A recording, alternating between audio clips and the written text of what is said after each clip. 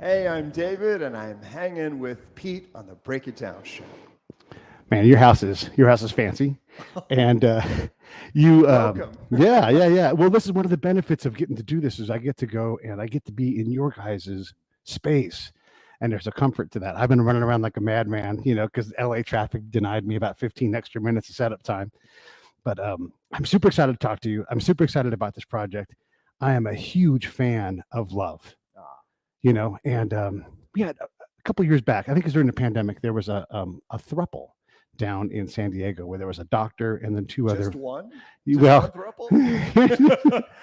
but they were the first one to have a California judge legally say, like, "Hey, you three men get to raise this kid and now another kid," and when you on the surface, you're like, what the hell? What's even a thruple, right? But then you start to hear them talk about the community they've built around these kids, and this is just a community of love. It's understanding, and we've come so far. I'm 53, right?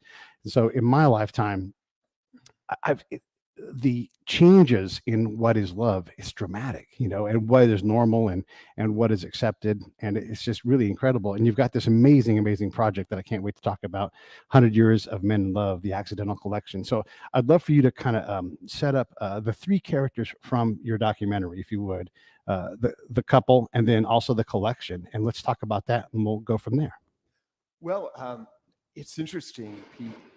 The collection was brought together by Hugh, Nini, and Neal Treadwell. Those two gentlemen started with one picture. One picture, they thought they'd never find another picture like this, but it was clearly a picture that showed two men in a relationship and sharing some. They focus in on the eyes, and when you look at the eyes, it's unmistakable that these gentlemen are in love with each other. They found one picture and they thought, oh, well, this will probably be the only picture we will ever see that will document two men. Well, 3,700 pictures more. Their collection is from 1859 to 1959. So I had my own origin with this project. I was going through a box of photographs when I was a little boy. And I said, Mom and Dad, what is this old tintype? What's this tintype? I mean, obviously they're two handsome men with their legs crossed towards each other. Yeah. Their shoulders are touching. And we see them holding a little placard that says Bourbon Fair 1908. This is a tintype, which was very cheap and popular back in those days. And I said, Mom and Dad, what is this picture? And they said, oh, David, it's your great uncle and his friend. And I said, okay. Well, all these years later, it held such wonderment. And I said, I want to know about these two guys. I want to know more about these two guys. Well, then I ran across Hugh and Neal's collection, and I knew exactly what this was, that this was part of my ancestry. These two gentlemen were in a relationship, a loving relationship. So I called Neal and Hugh up, and I said, I feel that your collection of 3,700 photos just like this would make an amazing TV special documentary. And do you want to work with me? And they said, absolutely. They gave me all 3,700 photos. Wow. And I culled them down to 350, which are in 100 Years of Men in Love, the Accidental Collection. And we have 350 of them. But these photos were found in shoeboxes, in attics, in rummage stores, antique stores. And I found one of my own, and it solved a mystery for myself. And that's how this project came about. I love it. Gotta do my own switching here. And so the movie is great. As you go through, there's like a effervescent kind of timeless effect that you put on the pictures. Recently, we found we had like an old great uncle pass away a few years back, and then his son is like, "Hey, I have all this archival stuff, and we have tintypes in there." And these pictures, and I don't know if it's because they're tintypes or the clothes or something, but these images, it's just like in what is that movie with Robin Williams when he goes back to New York, that school? It's when he talks about Seize the Day, and they talk about the pictures talking to you. These pictures speak to you, right? And they are trying to tell you this story, and you're just like, you're desperately trying to hear the story. You may never know the person's name or anything. And the story that these pictures are saying is, as men were in love 100, 120, 140 years ago, and obviously before that, but there's actual evidence they took time to record this at great peril to them. Oh, absolutely. These gentlemen were risking everything, their livelihoods, their exposure to being imprisoned. Yet they felt it was important enough to capture that moment with someone they loved for posterity. And I think to our young people today, when we say we stand on their shoulders, we absolutely do. Yeah. Because they showed us the way.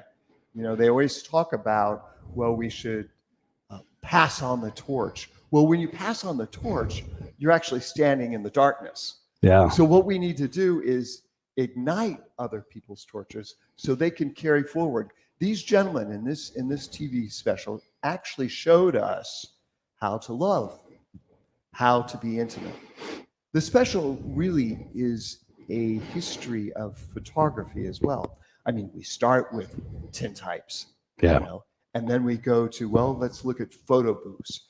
Photo booths, you could go in there, close that curtain, and be with your loved one. There was no photographer, no developer. Right. Those pictures would be spit out of the machine, and they were yours. And now where do those pictures go? Some of the pictures that we found were pristine. They were like on a mantle, like they were revered. Other pictures were folded and creased and shoved into wallets and hidden. Yeah. We expose one couple during World War II. They were a part of the 42nd Infantry, and they were part of the company that liberated Dachau. Right. Well, they helped liberate Dachau, and then they went up into the Swiss Alps, and they took pictures and they exchanged rings. This couple continued to be a couple, and the nephew of one of the gentlemen said, my uncle would go into the top shelf of their closet, bring down this box of this box of pictures, and go through the pictures and say, this is my lover during World War II. This is my lover during World War II. And the nephew, it's our only living connection with these 350 pictures. The nephew to this day still wears that ring that they exchanged up in the Swiss Alps. I mean, that is pretty amazing to think that history shifts down to our young people. That infantry division, by the way, was named the Rainbow Division. Yeah. I mean, go figure. It's the Rainbow Division. So great. And two guys who fell in love and went up the Swiss Alps and exchanged rings. Yeah. We have another section in the TV special that exposes umbrellas. There seems to be something in the late 1800s where people would take pictures under umbrellas, and these are in our TV special. Well, when you think about why an umbrella, well, you're holding the stem together of the umbrella, so your hands are touching. You're close. The umbrella shields them from onlooking eyes from people, and they can be a little more intimate because they've got this umbrella covering them. We feel that the umbrella probably was the rainbow flag of their day. Right. Yeah. Why not? It's the 82nd Airborne Division is now the Rainbow Division, and that's right, because you're military. Yeah, I was military, and here's the nickname for it: All American. And this is exactly right. Like, we're all Americans, and you do know that there's a lot of military pictures in there. A lot of men that do. You're in this time of peril whatever you're doing in war. And you do need some kind of closeness. Now, maybe it's buddies, but if you're inclined, it can be a real relationship of love and intimacy, like that we don't think of commonly. You know, we talk about the end of World War II. You picture the dude with the nurse or whatever, you know, and he bends her over. Kissing, yeah. Yeah, but 2 feet away, there's two men that are in love and kissing, and I'm not saying in that photo, but I'm saying in that crowd. I think that's an interesting perspective, and we certainly delve into that in Yeah. this collection. When you are in peril, when your Mhm. life may be taken from you Yeah, in a moment, why not choose that moment to be authentic? To Mhm. be authentic to yourself and authentic to the love of someone else. Yeah. And Yeah. that's what this TV special captures. It honors those people who are in love. Yeah. You know, and we take a lot of time with each picture. It's not just a montage, as Right. you said. We get to zoom in and feel Yeah. and imagine, go into the time period, whether it be, 1890, 1910, 1922, whatever. We actually get to slip in to that moment. And I find that, the film has won like 20 film festivals. And when I'm standing in the back of the theater and I see 200 people, 300 surrender to the film, it's very experiential. They don't know what they're getting into. They think, accidental collection, what is this? But I feel them just surrender because it's immersive. The film is immersive. I had one woman come up to me and she said, David, oh my God, I wish to God I had some man in my life that ever looked at me the way these men are looking at each other. Love it. And first of all, I said, oh my, darling, how sad for you. Yeah. Yeah. But that's what we're talking about because people respond to love. Yeah. And it's in the picture. And Yeah. these people are showing it. These people in this TV special are showing us the way. They showed us the way at great peril. The peril part is great, and I want to. There's so many things I want to talk to you about, but let's talk about the peril. So, in the early 1900s, Tchaikovsky, the great composer, he is found out as being homosexual. And it was like a loose thing, but when the right people found out, ultimately, he had to kill himself by their directive, right? And so this is the peril that these men are in. And so some of these pictures, you talk about the umbrella, you also portray like the shielding that friends do. So like, hey, let's give these guys not a stolen moment, a protected moment. And we talk about climbing on the shoulders of people. And you also have the guys that are like, I'll be in the picture, but I'm going to turn my head. Right. And so all of these things couldn't quite do it. Right. And we're not judging those guys. Right. Because this is the time. And again, that's why I started off with Tchaikovsky, because it can kill you. It can be horrible. And you're already torturing yourself because you're trying to figure all this stuff out and you're terrified all that. I mean, there's so many barriers in this world. So talk about that aspect too, the shielding, the hiding, the protecting, the families that are often in these things. And I say family, the group of people that love these people, I consider that a family. We would call them allies. Today, right. Okay. LGBTQ allies.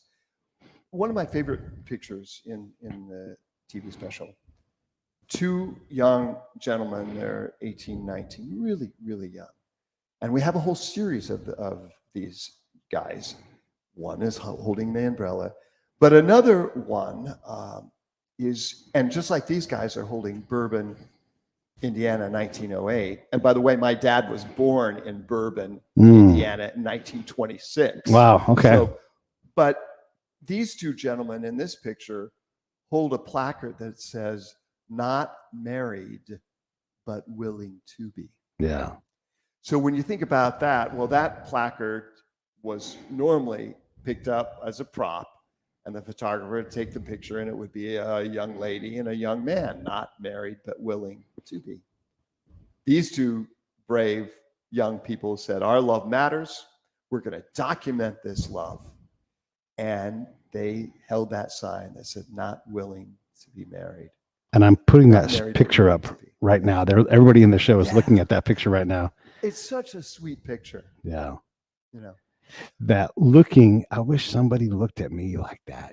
So you guys start. This is women, everybody's Yeah. responding to this film. Right. But I thought, like I said, I thought it was a sad commentary on the woman's Yeah. life. You know, maybe she will find someone Yeah. that will look like that into her eyes. And hopefully we all do, because we all want and deserve love, right? I mean, gosh, I was reading.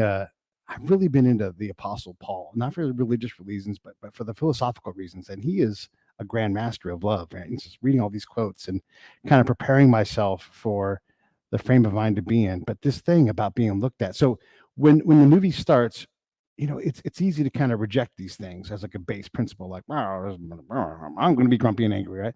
And then you do a really clever thing. You show two dudes in what easily could be a buddy pose, easily, and then you're like, wait, hold on, their pinkies are touching, you know, their legs are entwined. Like this is, oh wait, his hand's not just around his waist. Straight men would do that. Right. And you know, maybe you do it for a gag or something, but all of these things, and then there's that intimacy that they're portraying. You know, like it can be the hand is just a little further around the waist. It's these things. You're like, well, that's an intimate pose, and so you don't show it at first. Like you're like, yeah, look, here are these guys, and you're like, yeah, those are two dudes. But then you pan down, and you're like, oh, wait a second, and then you pan down further, and you're like, oh, come on, these guys are in love, and I think this is part of this releasing of and getting into the film, right? It's a genius thing. How did you come up with that? That's what I'm dying to know. Well, I feel that it was there. First of all, it's just an examination of the picture. We first start with the eyes, and you can see. But then you're right. You can say, oh well, you know, maybe there's this really, really close friend, Right? And they're looking into each other's eyes. But then when you examine the picture, and then in the film we close in, we show, and that's one of my favorite pictures. Two guys on the back of a train car, like in the early 1900s, and nothing's, you know, nothing. They're kind of leaning in towards each other, but their hands are both on the rail, and their pinkies are touching. Yeah. You know, and then that says it. Says it. And you know, you talk about what we know of these pictures. During the film, if there was something written on the back of the picture, then I'm an actor. I narrated those writings on the back of the picture. And one of my favorites was there's a picture of two gentlemen in a carriage, and it's being pulled by a horse. And the one guy has his arm around the other guy. And on the back of that photo is written, here's a glimpse of a little part of my life you may not know about. Yeah. He was telling everyone, all his loved ones, here's a glimpse of a little part of my life you may not know about. The beauty of this film is that these gentlemen don't have a voice anymore. Yeah. Yet they were brave enough, courageous enough to do what they did, to capture. And when we go to maybe a spiritual level, I would feel and I would hope that they're looking down and saying, you know what? We stuck our necks out, we took that picture, and 100 plus years later, they're able to send us a sign that their love mattered. Yeah. And more importantly, that our love matters and our expression. Ever since working on this film, every time I take a picture now, I think about, you know, in 100 years, who's going to be looking at this picture? Right. And the interpretations and what message do I want to say? Yeah. But it's the authenticity of the sheer joy that these gentlemen captured that I feel really comes through in this TV special.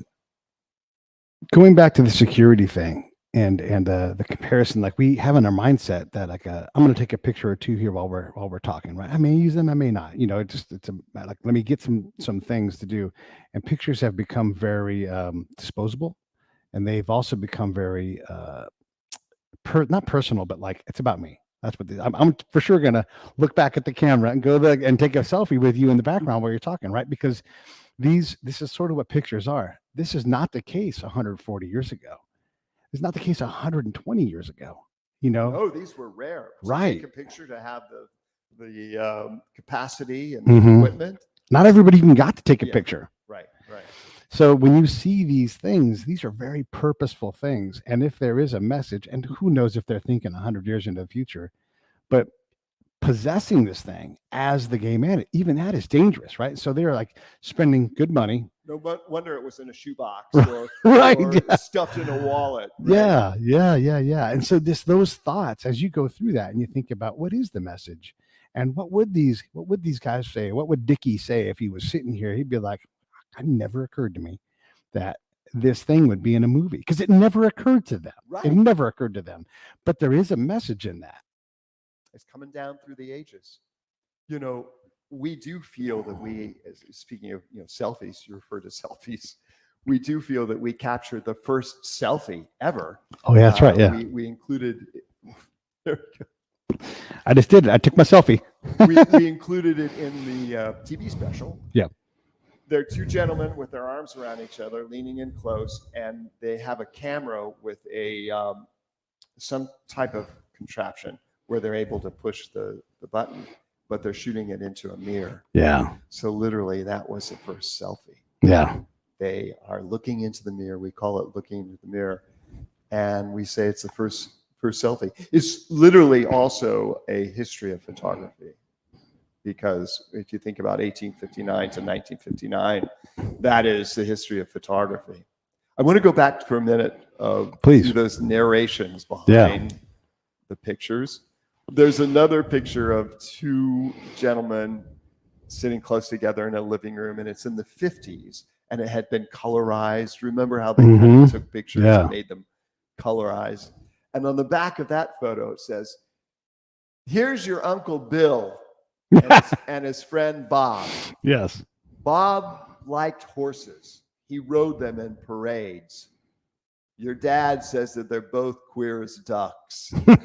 That was written on the back of the, obviously somebody else, some woman is mother of this child that, said, here's our history, honey. They're both queer as ducks. Right. So I feel that by bringing those narrations, what is written on the back of those films, it adds another element of closeness, of getting into the world of that picture, because somebody commented on it, or the lovers in the photos commented on it. There's an anthropological aspect to this, and historical too, because those guys were in San Francisco, and so you think, well, we know that San Francisco has this long tradition of being very open to homosexual relationships. They have an entire district of town, and you start to think, well, how far back does this go? Like, it doesn't just start like in 1962 or something. Like, this has a lineage. There's a call, like, hey, this is a place to come to. There's letters written.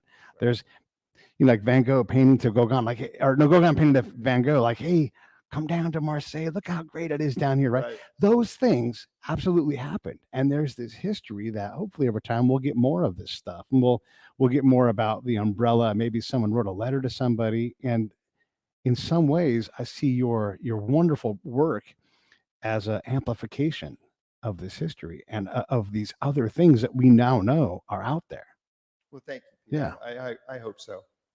I hope that we can contribute to messaging to be authentic. Here TV, the film appears on Here TV. Here TV is the prominent LGBTQ network in our country, and they pride themselves on authentic storytellers telling authentic stories.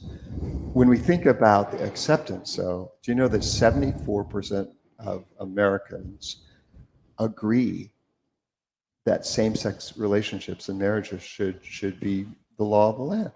That just happened with Biden's Respect for Marriage Act that went in just recently. We think of 74% of Americans agreeing on anything. I mean, when does that ever happen? Never. 74%. I don't even agree with you about that. But then 26%, that leaves it 26% are out there. And then the same poll says, well, 13% of those 26% don't have an opinion either way. So now we're only dealing with 13% of Americans who have, and I'm not judging at all, because I don't judge. I try not to judge. people have different beliefs and different feelings, but that's what we're talking about in this particular instance. I'm putting the link for the show for Here TV up on the screen for everybody. Just look in the Facebook comments or YouTube, and you'll see the link, and that link should Right, work they for go you to guys. here.tv. Yeah, here.tv. Yeah, TV. and And Here TV is available on all cable and satellite systems across Right. the country, and then all streaming platforms across the country. Just go to here.tv to find out who's the best for you. yeah, so everybody check out that link. That I want to go back to the amplification of history. Has anything come up since because the collection, I'm assuming, is ongoing. These guys aren't stopping this, right? So is anything inbound now, instead of them out and antique shops finding things? Are there things being like, hey, this is an archive for this kind of stuff? It's interesting. The film is getting, like I said, we've won 20 film festivals. It's it's an installation in the Hollywood Museum here on the Vine and Highland. The Palm Springs Art Museum is having a fundraiser for the film coming up, because they really realized, and I was so honored that they said, we want your film, we want to show us, to dedicate an evening to your film for fundraising. They realized that it is an art installation. Yeah. It's not just a film. Right. It's something that, and that's not taking away from film, because film is art. Yeah. But this film is very immersive. It takes you on a trip and a journey, and it is information. So I thought it was really apropos that Palm Springs Museum is honoring it in such a way.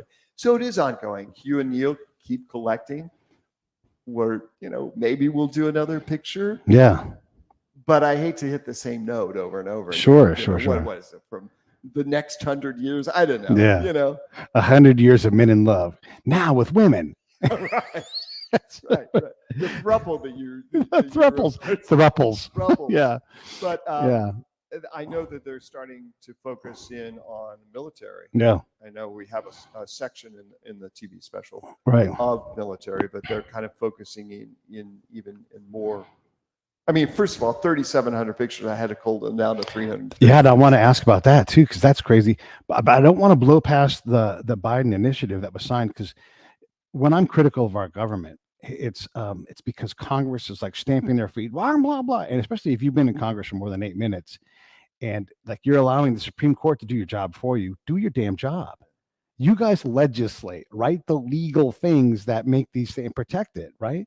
And then if it doesn't work, then we go through the courts. Let's not do it backwards, because they won't all get along, and it aggravates the crap out of me. This is not an indictment of Democrats or Republicans. It's an indictment of that body. Like, do your job. Abortion. All right. If it's important to us as a nation, do your damn job, And so I'm glad to see that they did their damn job for once, and President Biden signed it. And no matter what, that can't be taken away now. Like that's an accomplishment. Maybe legally someday somebody does. I'm not talking about that, but that accomplishment is there, and it's overdue. I mean, love is love, and you want to protect it and get married. Then let's do that. Let's all be for that. Sounds good to me, Pete. That's good to me. Okay. I was going to get back to the other part of this thing. Oh yes, the collection, right? 3,000, and you could have gone a lot faster with the pictures and slid in another 100. So you found a pace, and you found those pictures. Also, you're delicate with these things. You don't just go throwing tintypes around.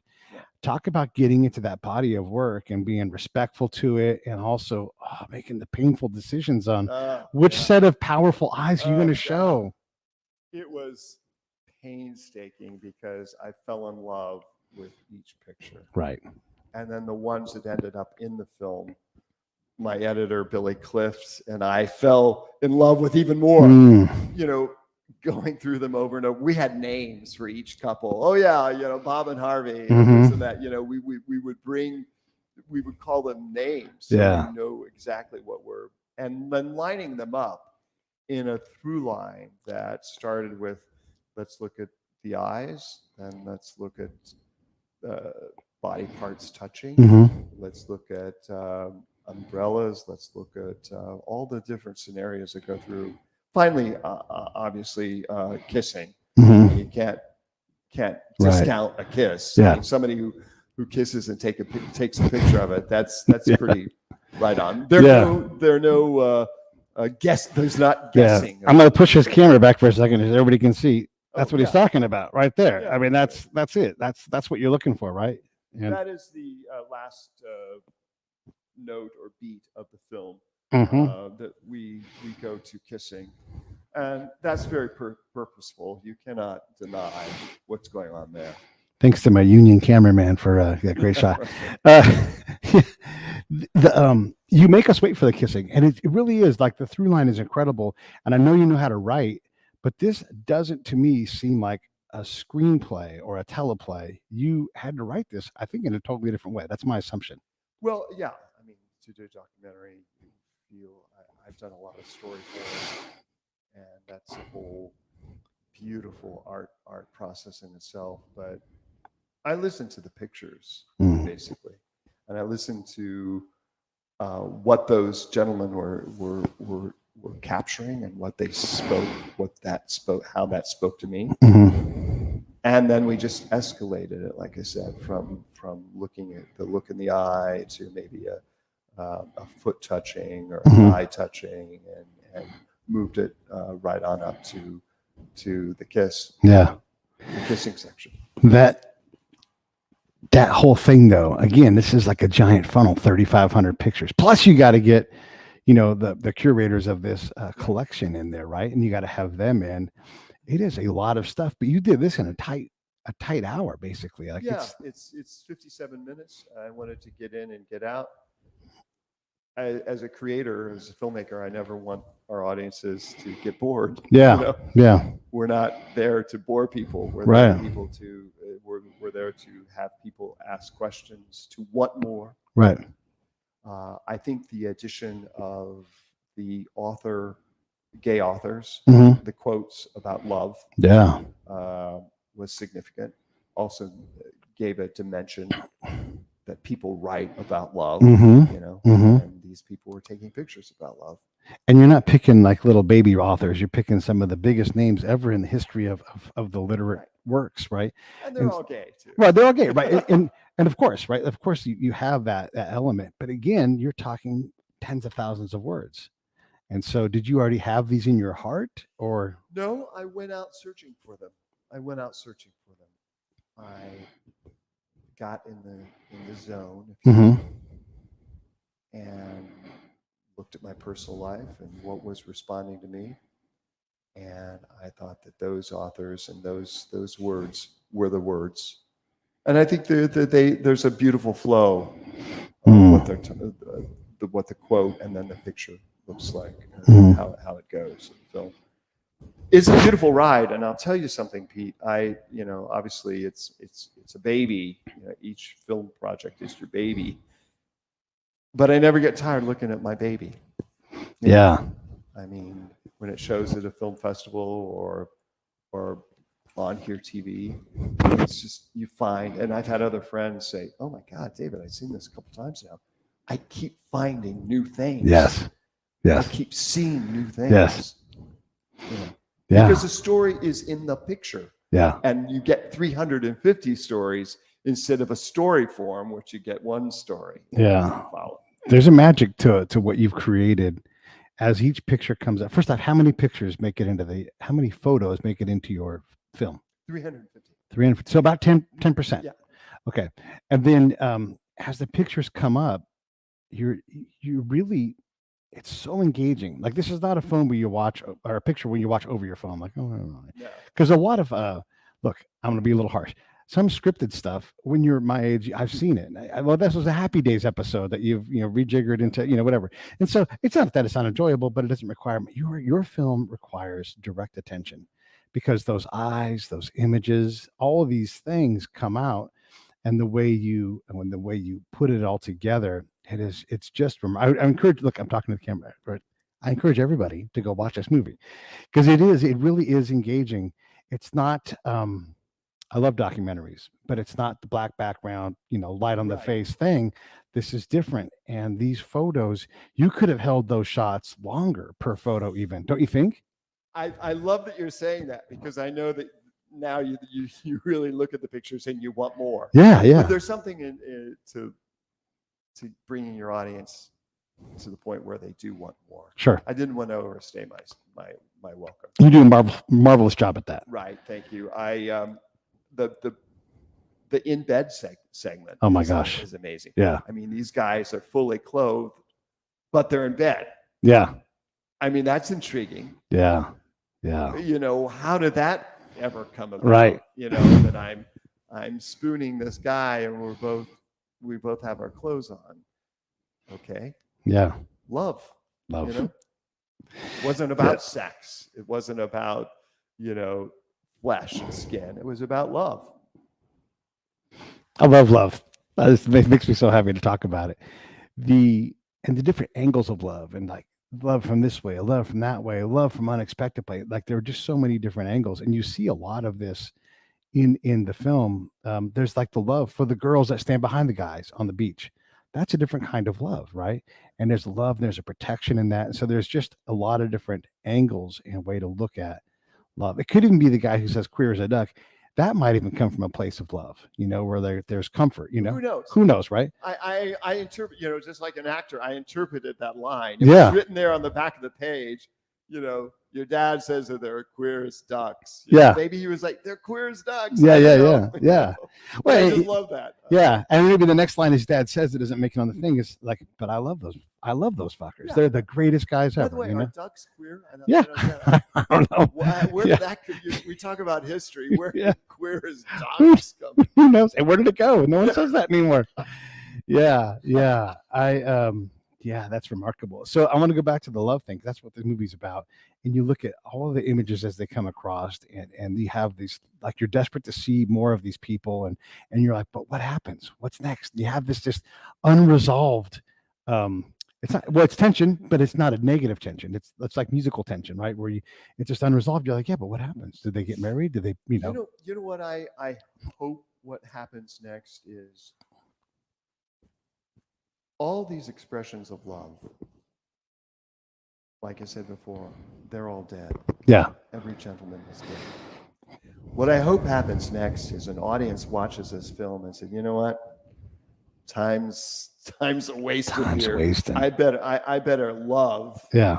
I better go out and love. I better go out and be authentic with what I want in my life. Yeah. And who I want to love. And I think it's actually a call to action. These guys did it. They did it over 100 years ago, and they did it well. Yeah. Because they stood up and captured their love for posterity. Now I think the call to action is for us as an audience to say, they did it. They're dead. Let's go out and love before I'm dead. Yeah. I think it's a call to action. I think it's a very joyful, better get out there and do some loving, you know? I agree, man. One of the quote, and I'm just going to paraphrase Paul, this is the Apostle Paul, but he says, you know, like light scatters all dark, love scatters all hate. Oh, wow. You know, give that to me. Light. If light scatters all dark, right? It just brushes it away. Love scatters all hate. Oh, nice. And you just think about that, and you're like, yeah. And you know, it's easy to say, and I try to say, like, I default to love. You know, you say something nasty towards me, I'm going to do my best to chew on the part that wants to spit back, you know, bad stuff, and I'm going to come back and say, I believe in you, or whatever it is, right? And try to. You don't got to be perfect at it, but time's a wasting. Let's get to love, right? It reminds me, I did a film, Gods and Monsters, which was up for 3 Academy Awards, and we won one for adapted screenplay. But I played Sir Ian McKellen's doctor, and in the film, and Sir Ian McKellen during that time, he said, Dave, you know, I got into acting because of the pretty boys. I went with the pretty boys, you know. So he was a young guy in London. But then he said his activism is whenever he's in a hotel room. You know how their Bibles. And you reminded me because you're talking about Bible verses. He said, I go in. You know, sometimes there's a Bible on a nightstand or whatever. Yeah. He goes in and he rips out that page in Leviticus that says, man should not lie with other men. He just rips that page Edits out. it. Yeah. And that is his own form of activism. Yeah, that's which is fun. hilarious. I love that dude. He's always great when he's on Graham Norton. He's just a riot. So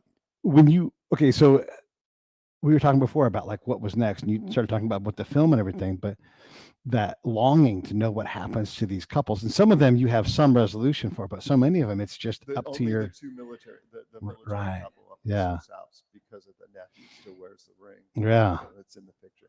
That's an incredible statement, for that nephew to have that, and can't you just see, this older gentleman getting up, in his closet, bringing yeah, his shoebox and opening up, and here, nephew, here, look at the life I had, yeah, the love I had.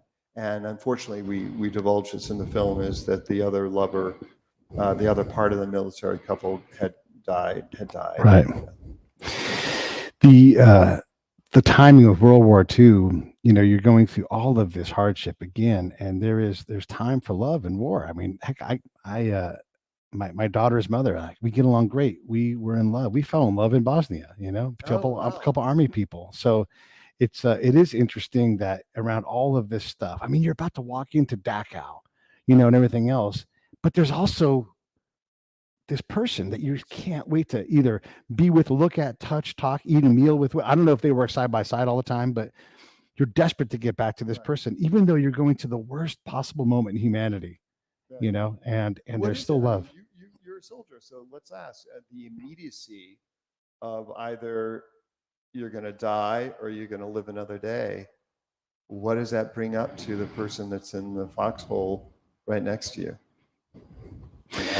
Yeah, it's that's a good question, and I would say you're so busy a lot of times. There isn't a whole lot of time for love. There's like, it's in the back. You got to do maintenance on what's available there, because we don't fight that kind of fight like in a foxhole fight, where you're like stuck outside. Yeah, right.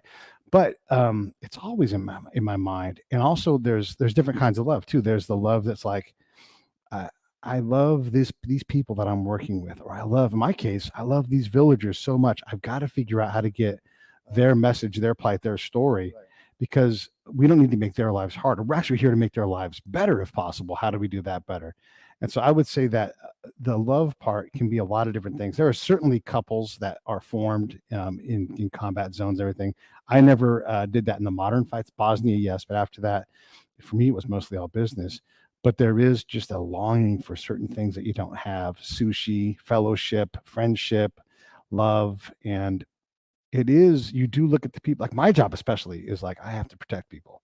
And if I don't put myself in danger to get access to people and things and knowledge, then I'm not doing my job. And you can't just do that out of bravado, because that doesn't pay the bills. You have to do it from other emotions. And I am looking for emotions. And so if I can find love, even if it's a shadow of love expressed towards me, I'm like, oh, there's love. How do I take that emotion? Yeah. And I'm like, there's something there. And I try to draw it out. I had a director that fought in war in Vietnam. And I asked him, because I'm fascinated by this, and your journey is certainly different. I've never experienced that. I asked him, I said, how did you get through Vietnam? And the horrors of the jungle, and all that went on there. And he said, every day I put on cologne. Yeah. Why cologne? He said, because it reminded me sensorially that there is, just get on a plane, on a helicopter, there is another world that's going on right now. Yeah. And not in this jungle. Yeah. And that really spoke to me. Yeah, I played a psychotic Marine in a film. Figures. Hemingway called In Her Line of Fire. Right. And I know the director before we shot it down in New Zealand, and for the director, I auditioned and I was going to go. And he said, I don't see you as a psychotic Marine. And I said, you know what? I'm an actor. I see myself with a jarhead haircut, with tattoos. I'm going to build up my body. I have time to work out and this and that. We got down there. I did my first shot running through the jungle. I had my jarhead haircut, I had tats on. I was ripped. The director said, Oh yeah, I've got my psychotic. Yeah. Everybody needs a good psychotic Marine.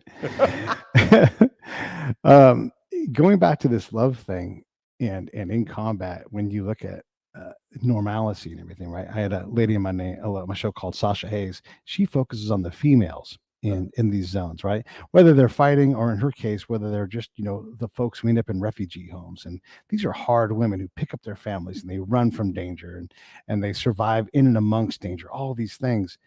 And what her experience tells her is that if they can just get access to a brow waxing or a brow threading or a lipstick or anything, they can hold the rest together. But they just want to look and feel like a woman, and it's those little things, like the cologne. Yeah.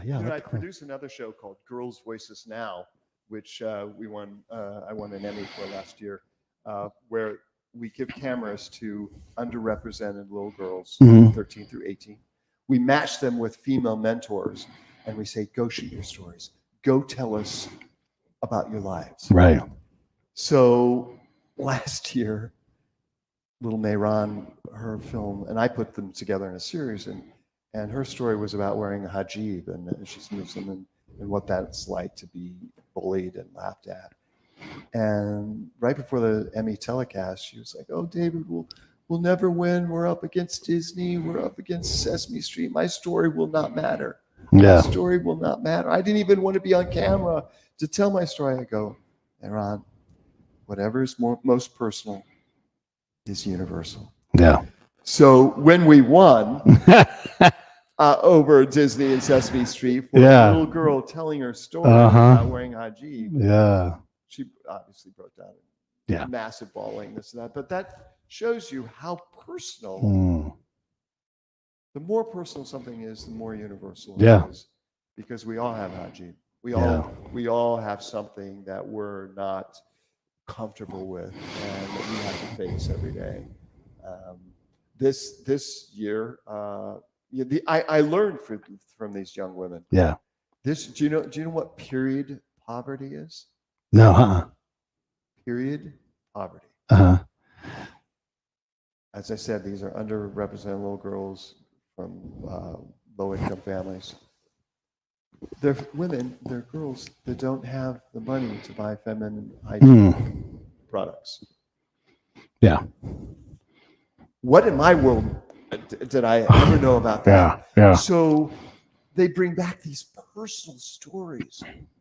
Yeah. I didn't know about period poverty, but now I know.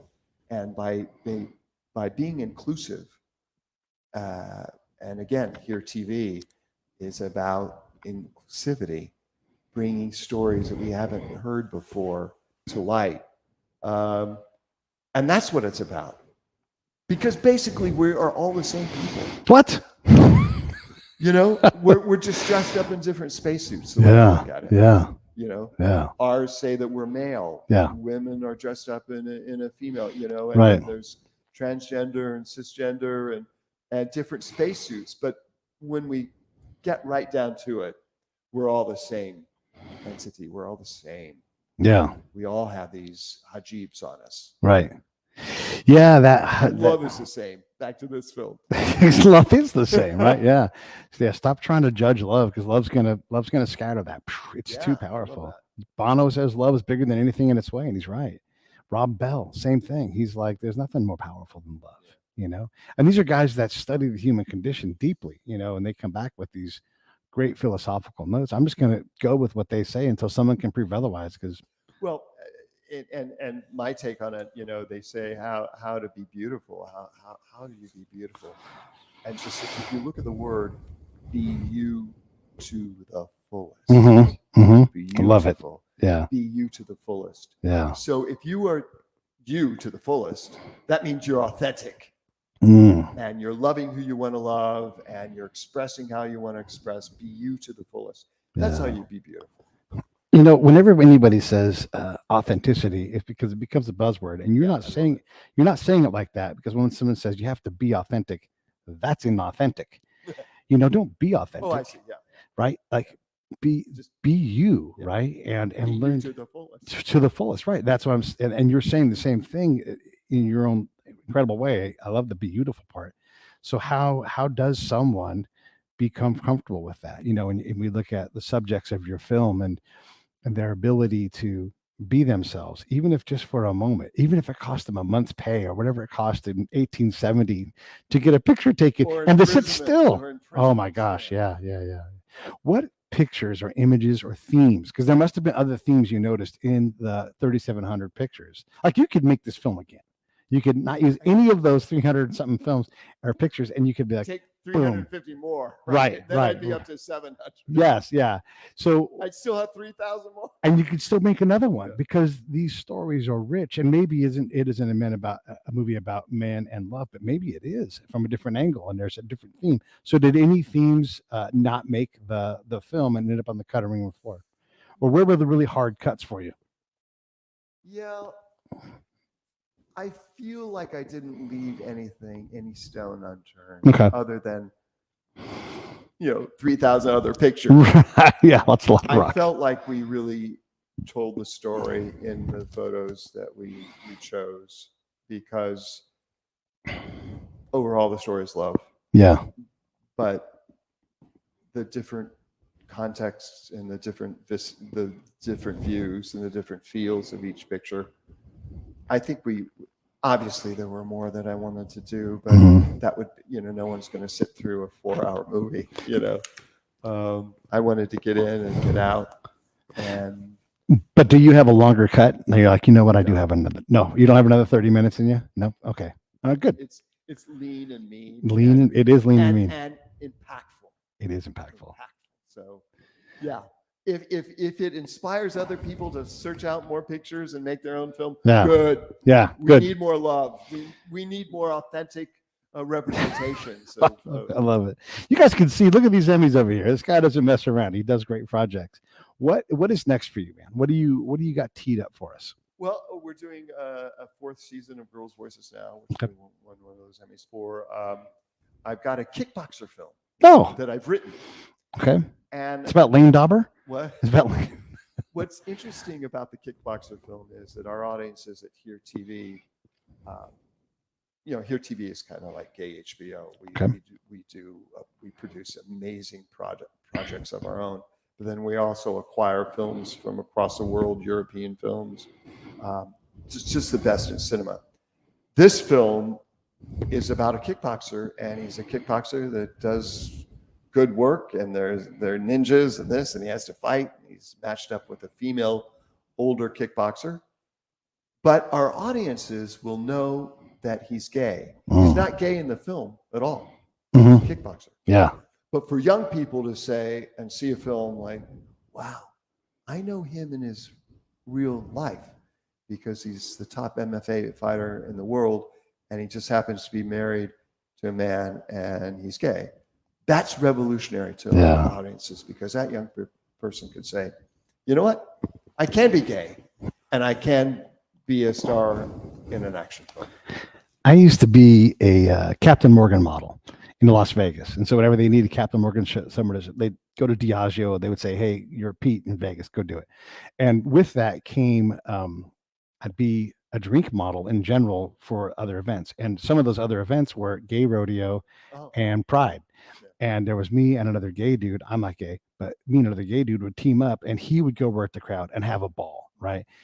But we often lose sight of, like, we see like the caricature of a gay man. But when I'm in the gay cowboy bar in Las Vegas and for gay rodeo, these are dudes. And I mean, like dudes, not like, oh, that's a dude. No, these are actual like cowboy badasses. Right. You would never in a million years know that these guys were gay, right? They're just right there. They're just people. That hits on a very interesting point, Pete. I'll tell you. We always feel that the straight medium, TV and film, they define us one way that they stereotypically most of the time, the way they want us to be seen. Right. And that's not to say that those stereotypes are alive, because comedy is stereotypical. But Here TV prides itself by showing gay people the way they literally are, because our stories, our movies are written and directed and produced and acted by authentically open gay people. Yeah. So that's revolutionary because we get to define ourselves the way we are because we are just like everybody else. Yeah. The one of the lesson I pulled out of that was that I got to be the sexy drink girl for about an hour in my life, right? The sexy drink girl, you know, the model who like hands out the shots, who's the waitress and everything, because we're giving out samples of alcohol. right. And so I got my ass grabbed. I got propositioned and all those things. And even though my partner's like, oh, Pete's not in our team, you know, that made it all much more fun for in all these different situations. And there's nothing negative in that. I'm just saying that I got exposed to being like, I'm desired and in a way that I'm just working here, you know? Yeah. And nobody was all that bad. Most of That it was, Bill. yeah, I mean, it gave me a real awareness for the kind of animal I probably have been at different times, and my friends are, you know, and that's really what I got from it. Like everybody's there for a party, and I know I'm going to a party, so I'm not too bent out of shape, and I'm not putting anything on that. I'm saying for me, I'm like, oh, okay, these girls that have to wear these tiny outfits to work, you know, Yeah. I need to have a little more respect for the Gives you a fact that different perspective. yeah, like these are single moms getting paid money because they're attractive and they're putting these clothes on. It doesn't give anybody the right to, Yeah. you know, do whatever. And they're also trying to like create a mystery, you know. And Yes, yeah. Mystique. Yeah. Hugh Hefner did a very good job of that. Right, yeah, But yeah. how did it make you feel flattered a little bit too?